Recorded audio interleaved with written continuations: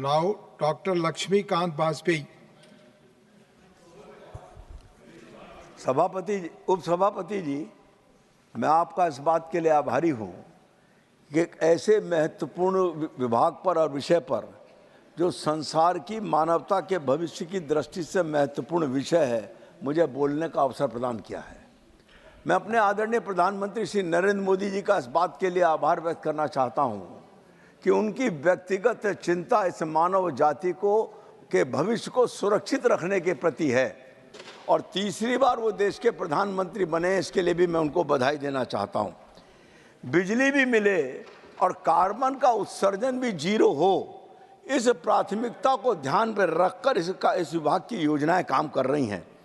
वर्ष 2018 में जब अंतर्राष्ट्रीय सौर गठबंधन की पहली सभा के उद्घाटन के अवसर पर भारत एक लीडर के रूप में, प्रणेता के रूप में उभरा था मान्यवर, और उस समय एक स्लोगन दिया गया था, एक विश्व, एक सूर्य और एक ग्रिड का नारा।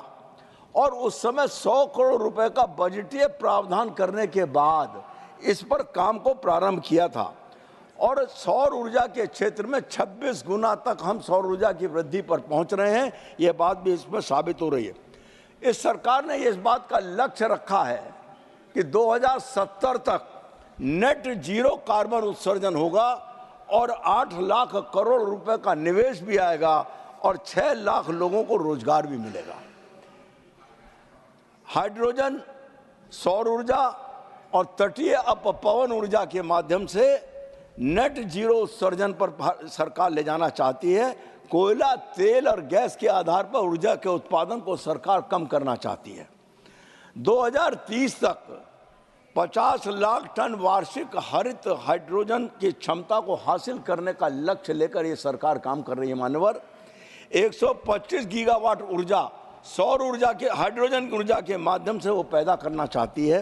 60 से 100 गीगावाट इलेक्ट्रोलाइजर, यानी पानी को मशीन में ले जाकर तोड़कर हाइड्रोजन को अलग करके वो 60 से 100 गीगावाट बिजली का उत्पादन करना चाहती है। 1 लाख करोड़ की बचत इसमें होगी। 50 लाख टन वार्षिक कार्बन उत्सर्जन में भी कमी आएगी। और मैं ये बात बड़े गर्व के साथ कहना चाहता हूं कि भारत आज विश्व में यूरोप, अमेरिका, ऑस्ट्रेलिया और कोरिया के समकक्ष श्रेणी में है नवीकरणीय ऊर्जा के क्षेत्र में। 4,12,000 टन का टेंडर भी अवार्ड भारत में कर दिया गया है। मशीनें भी आ गई हैं और 40,000 करोड़ से 10,000 टन अमोनिया 2027 तक बनाकर इस दिशा में महत्वपूर्ण कदम स्थापित करना चाहती है वर्तमान की भारत सरकार। और भारत की मानव जनता को बचाना चाहती है और विश्व की जनता को इस मानवता का संदेश देना चाहती है कि नेट जीरो कार्बन उत्सर्जन करके, पर्यावरण की रक्षा करके मानवता को बचाने का काम भारत सरकार पहलता के साथ करना चाहती है। अभी माननीय प्रधानमंत्री जी ने घोषणा की है, मकानों पर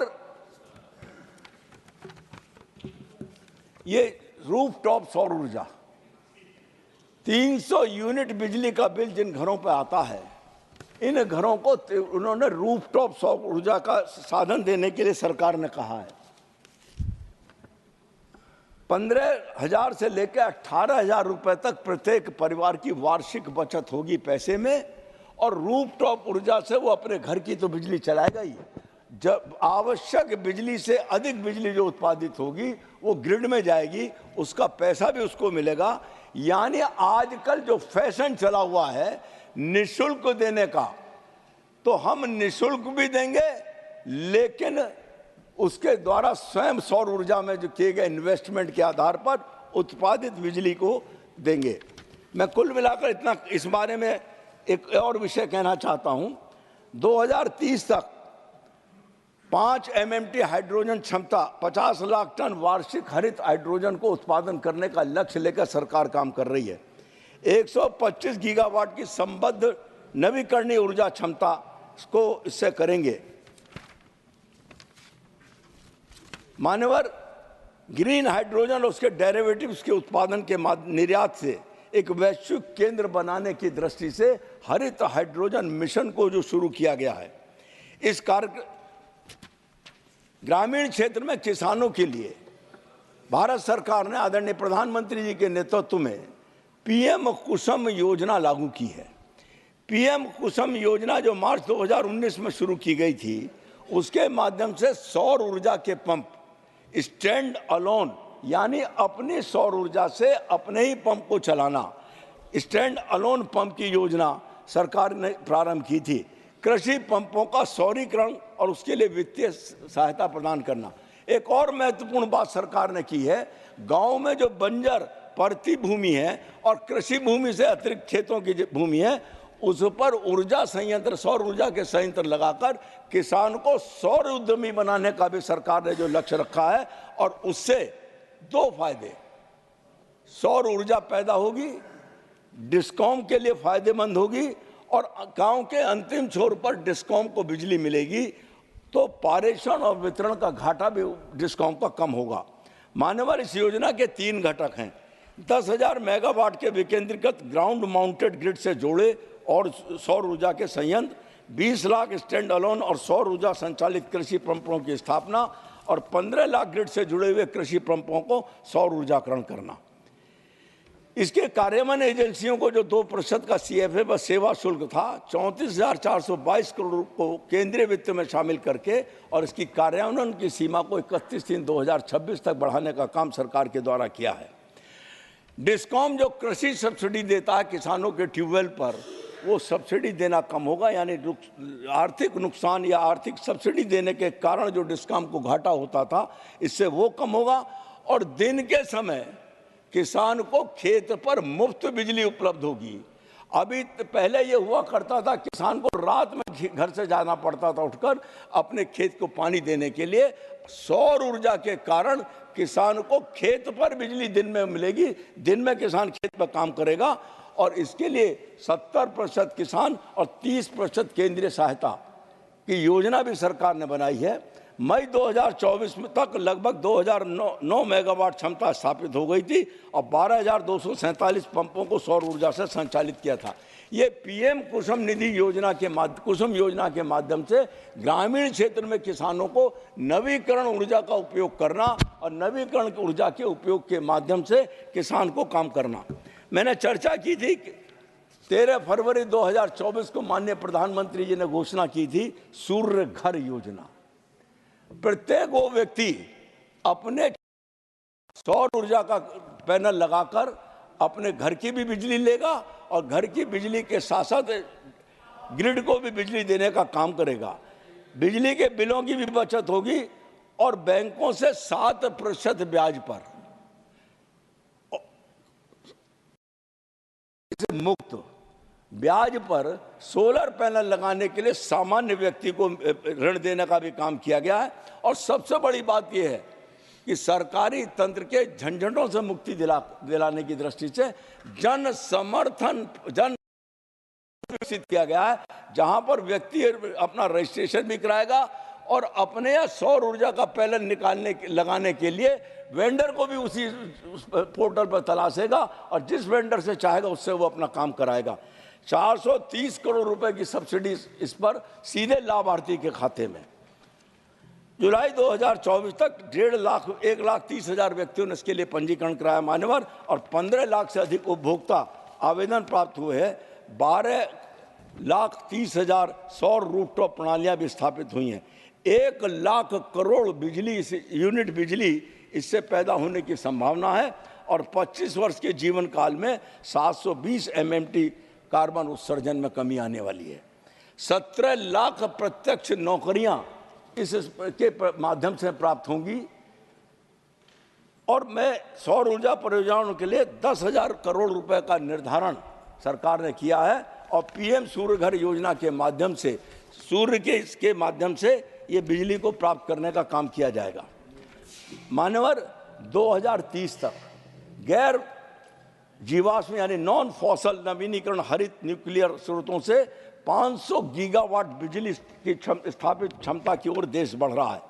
2030 तक ऊर्जा की 50% आवश्यकता, ये महत्वपूर्ण बात मैं निवेदन कर रहा हूं, 2030 तक ऊर्जा की 50% आवश्यकता नवीकरणीय ऊर्जा से पूरी होगी। मान्यवर, विजन 2047 जैसे कि आदरणीय प्रधानमंत्री जी ने कहा है 2047 तक संसार में भारत को विकसित राष्ट्र की श्रेणी में खड़ा करना है।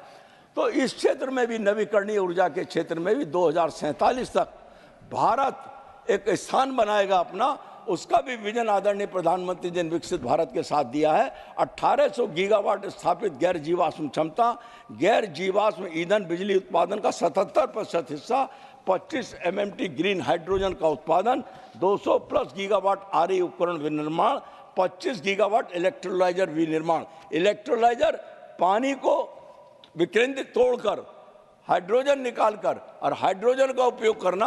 अब तो हाइड्रोजन से कारें भी चलने लगी हैं मान्यवर। नवीकरणीय ऊर्जा के क्षेत्र में 1 करोड़ नौकरियों के विषय है और 2070 तक नेट जीरो कार्बन उत्सर्जन का लक्ष्य हासिल करना है।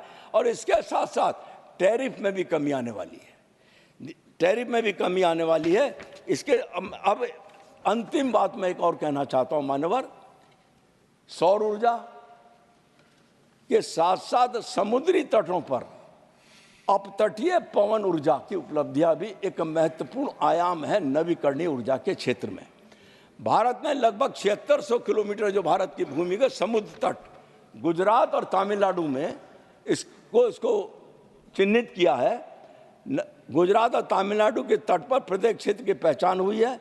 7453 करोड़ रुपए के परिव्यय के साथ अब तटीय पवन ऊर्जा परियोजनाओं के लिए अंतर वित्त पोषण की योजना भी प्रारंभ की गई है।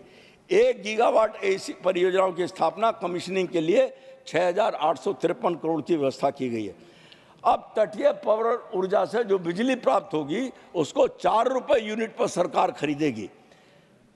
मंत्रालय ने भारतीय ऊर्जा सौर निगम के माध्यम से ऑफ शोर पवन रणनीति के अनुरूप कैप्टिव मोड और द्विपक्षीय समझौता और ओपन एक्सेस मोड के तहत समुद्र के किनारे सी बेड पर जमीन पट्टे पर देने की निविदा भी जारी की है।